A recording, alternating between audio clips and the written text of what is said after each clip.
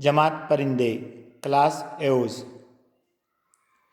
یہ فکری حیوانات مکمل طور پر فضائی توافق اختیار کر لیتے ہیں۔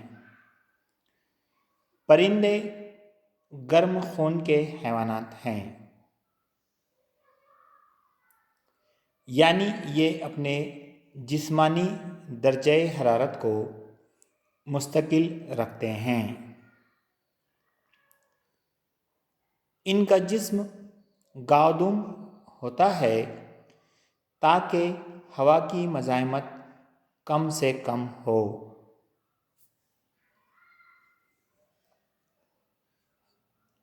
اگلے جوارے پروں میں تبدیل ہو جاتے ہیں۔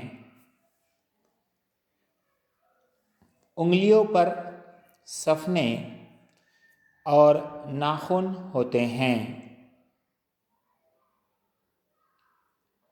بیرونی ڈھانچہ پروں کی شکل میں ہوتا ہے۔ سر اور دھڑ کے درمیان گردن ہوتی ہے۔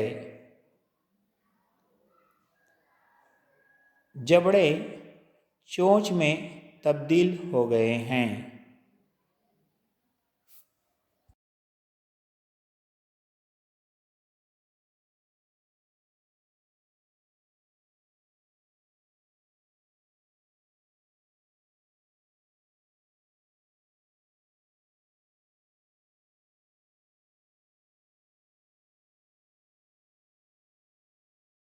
مثالیں: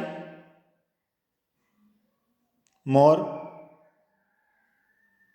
کبوتر، بطخ، طوطا اور پینگوئن۔